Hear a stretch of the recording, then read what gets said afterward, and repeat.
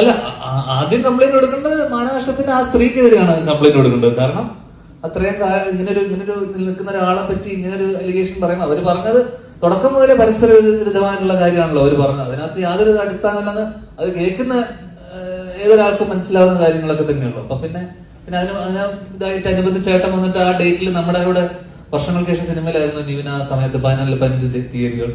അപ്പം അതില് ഒരു കാരണം ഇപ്പൊ സംഭവം എന്ന് വെച്ച് കഴിഞ്ഞാൽ ശരിക്കും ഇതുമായിട്ട് ബന്ധപ്പെട്ട് ശരിക്കും മോശം അനുഭവം ഉണ്ടായിട്ടുള്ള സ്ത്രീകളെ ഒക്കെ വരുമ്പോ ഇവരെ പോലത്തെ ആൾക്കാർ ഫേക്ക് ആയിട്ടുള്ള ആൾക്കാർക്ക് ഒരു നമ്മൾ ഏത് വിശ്വസിക്കണം, ഏതാണ് ശരി ഏതാണ് തെറ്റെന്ന് പറയുന്ന പോലെ കുറെ എല്ലാവരും ശരിയാണെന്ന് പറയാൻ പറ്റില്ലല്ലോ. അപ്പം അങ്ങനെ ഒരു കൺഫ്യൂഷൻ വരും ആൾക്കാർക്കും എല്ലാവർക്കും. കാരണം ഇന്ന് ഏതെങ്കിലും ഒരു കുട്ടി എനിക്കൊരു അനുഭവം ഉണ്ടായെന്ന് പറഞ്ഞാൽ ഉടനെ കേസ് എടുക്കേണ്ട ഒരു സാഹചര്യമുണ്ട്. കാരണം ആര് പറഞ്ഞാലും നെക്സ്റ്റ് സെക്കൻഡ് പ്രതിയാക്കുകയാണ്. അപ്പം അതോടൊപ്പം തന്നെ ഇതിനൊക്കെ കൃത്യമായി തെളിവില്ലെങ്കിൽ ഇതൊന്നും നിലനിൽക്കില്ല. അപ്പം ഇതിനോടൊപ്പം തന്നെ സോളിഡ് ആയിട്ടുള്ള എവിഡൻസും ഉണ്ടാവണം ഇതൊക്കെ പ്രൂവ് ചെയ്യാൻ പറ്റുന്നത്.